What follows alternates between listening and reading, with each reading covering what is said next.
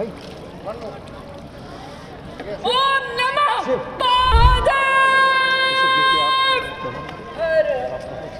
अगर धर्म से किसी का मोह भंग हो रहा है या वो धर्म, मैं ये नहीं बोल रही हूँ कि मैं धर्म छोड़ रही हूँ, मेरा प्रचार करना शायद कुछ हमारे धर्म गुरुओं को, कुछ संतों को, कुछ धर्म के ही लोगों को पसंद नहीं आ रहा है। तो मेरे लिए भी वो बहुत ज़्यादा मुश्किल है, क्योंकि हम अगर धर्म का प्रचार कर रहे हैं तो सबसे पहले हम लड़ें किससे? जब बार बार आपको अपने ही धर्म में ये बोलना पड़ेगा, मतलब अपने ही धर्म का सामना करना पड़े धर्म के रास्ते पे, तो मुझे लगता है कि फिर इससे पहले कि मन में और ज़्यादा विरोध उत्पन्न हो तो वो रास्ता ही छोड़ दो। मैं मॉडल कभी नहीं थी, मैं एंकर और एक्टर थी। मैं किसी का नाम लूँगी तो हो सकता है कि कल मेरे साथ ही कुछ अभी तक अप्रत्यक्ष रूप से हो रहा है, कल को प्रत्यक्ष रूप से होने लगे। मैं यही मैसेज देना चाहूँगी कि अगर आप धर्म के रास्ते पे आगे बढ़ रहे हैं तो धर्म के प्रचार में बिल्कुल मत पड़िए। आप कुछ इंसानों, कुछ मनुष्यों की वजह से ये नहीं बोल सकते कि मेरी भगवान में आस्था डगमगा जाएगी। 2025 महाकुंभ से अचानक चर्चाओं में आई, बहुत ही फेमस, पहले मॉडलिंग और एंकरिंग का काम करती थी हर्षा रिछारिया इस वक्त जबलपुर पहुंची हूँ, ग्वारी घाट में नर्मदा स्नान करने के लिए पहुंची हूँ। हमारे साथ हर्षा रिछारिया जी हैं।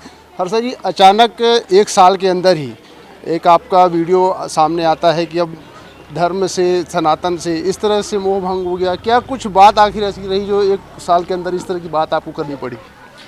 अगर धर्म से किसी का मोह भंग हो रहा है या वो धर्म, मैं ये नहीं बोल रही हूँ कि मैं धर्म छोड़ रही हूँ, मैंने ये बोला मैं धर्म का प्रचार करना बंद करूँगी, क्योंकि वो मेरा प्रचार करना शायद कुछ हमारे धर्म गुरुओं को, कुछ संतों को, कुछ धर्म के ही लोगों को पसंद नहीं आ रहा है।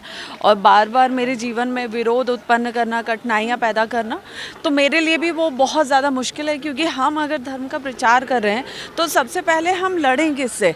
गैर धर्म के लोगों से या अपने ही धर्म के लोगों से या अपने ही कुछ धर्म के गुरुओं से? ये बहुत बड़ा एक प्रश्न खड़ा हो जाता है। और जब बार बार आपको अपने ही धर्म में ये बोलना पड़ेगा, मतलब अपने ही धर्म का सामना करना पड़े धर्म के रास्ते पे, तो मुझे लगता है कि फिर इससे पहले कि मन में और ज़्यादा विरोध उत्पन्न हो तो वो रास्ता ही छोड़ दो। लेकिन आप पहले मॉडलिंग करती थी, एंकरिंग करती थी, उसके बाद आपने ये रास्ता चुना था, तो आखिर ऐसी क्या वजह रही? कुछ नाम भी हम जानना चाहेंगे। आखिर ऐसे कौन लोग थे किनके द्वारा इस प्रकार की बात की गई कि आपके कहीं ना कहीं मन को आहत पहुंचा है? देखिए, मैं मॉडलिंग नहीं करती थी, ये मीडिया का ही फैलाया हुआ एक भ्रम है कि मैं मॉडल थी। आप कहीं भी सोशल मीडिया पे देखिए, अगर मेरे एक फ़ोटो शूट से आप ये बोल देंगे कि मैं मॉडल थी, तो मुझे नहीं लगता कि ये सही है। मैं मॉडल कभी नहीं थी, मैं एंकर और एक्टर थी। और यहाँ इसमें आने का जो रीज़न था वो ये था, युवाओं को धर्म से जोड़ना, बेटियों के लिए काम करना और हमारे धर्म को आगे बढ़ाना, धर्म को मजबूत करना। लेकिन इसमें आने के बाद मेरा जो मानसिक शांति थी, मानसिक संतुलन था, मुझे लगता है वही मैं खोती जा रही हूँ। तो और जिस काम में मैं थी, मैं एंकरिंग करती थी, एक्टिंग करती थी, तो वहाँ पे कोई विरोध नहीं था। वहाँ सब अपना काम करते हैं और सब अपनी ज़िंदगी से मतलब रखते हैं, तो मुझे लगता है कि फिर वही ज़्यादा सही है ना। तो लेकिन दीदी, ऐसे क्या आखिर क्या बात ये सामने आई कि कोई नाम भी हम जानना चाहेंगे, किसी के द्वारा आपको इस प्रकार की कोई बात कही गई कि धर्म को लेकर, सनातन को लेकर, कि आप इस प्रकार का जो काम कर रही हैं? मैं समझी नहीं। किसी पर्टिकुलर किसी व्यक्ति का नाम भी हम जानना कि मैं किसी का नाम लूँगी तो हो सकता है कि कल मेरे साथ ही कुछ अभी तक अप्रत्यक्ष रूप से हो रहा है, कल को प्रत्यक्ष रूप से होने लगे, तो मैं नाम किसी का नहीं लूँगी। आप ये देखिए कि इस एक साल में कितने लोग खुल के मेरे सामने आए हैं और किसने सिर्फ मीडिया को ये बोला है कि हम उनके साथ हैं, लेकिन फिर वो गायब हो गए हैं। आपको खुद ही सारे प्रमाण मिल जाएंगे।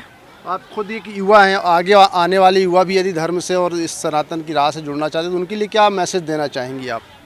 मैं यही मैसेज देना चाहूँगी कि अगर आप धर्म के रास्ते पे आगे बढ़ रहे हैं तो धर्म के प्रचार में बिल्कुल मत पड़िए। आप जब तक कुछ धर्म गुरुओं का चरण स्पर्श करेंगे, चरणों का वंदन करेंगे, तभी तक आपका स्वागत है। जिस दिन उनको लगेगा कि आप उनके बराबरी में या उनसे ऊपर पहुँच रहे हैं ईश्वर की कृपा से, तो शायद ये मुश्किलें आपके जीवन में भी बहुत ज़्यादा आएंगी। मकर संक्रांति पर आज गौरी घाट में स्नान नर्मदा तट पर पहुंची है, तो मौनी अमावस्या को माना जा रहा है कि प्रयागराज में आप स्नान करके फिर से अपनी उसी पुरानी राह पर वापस लौटेंगी।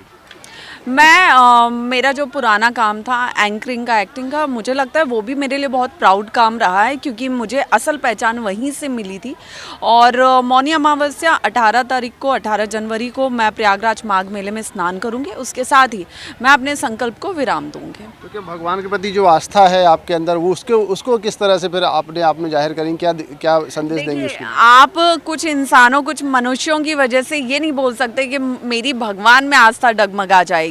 आस्था उतनी ही रहेगी, लेकिन अब वो अपने दिल, अपने मन और अपने घर में रहेगी, वो खुल के समाज में नहीं रहेगी। हर हर महादेव। तो हमने बात की हर्षा रिछारिया जी, जो लगातार 2025 महाकुंभ के बाद चर्चाओं में रही, पूरे देश में एक फेमस चेहरा रहा, और साफ तौर पर अब कहीं ना कहीं माघ मेले के दौरान ही मौनी अमावस्या के दिन स्नान करने के बाद अब उसी धर्म और उसी जो उन्होंने सनातन धर्म के रास्ता अपनाया था, उसे छोड़कर फिर से पुरानी उसी अपने कामकाज में, एक्टिंग एंकरिंग के काम में वापस जाना चाह रही हूँ। साफ तौर पर कहना है कि भगवान के प्रति आस्था हमेशा रहेगी, लेकिन अब जिस तरह से वह सनातन का चोला पहनकर धर्म की राह पर चल रही थी, कहीं ना कहीं किसी बात से वह आहत है और उसी वजह से अब उस रास्ते को छोड़कर फिर से अपने पुराने काम पर वापस लौट रही हैं। कैमरामैन अखिलेश दुबे के साथ धर्म गौतम, IBC 24 जबलपुर।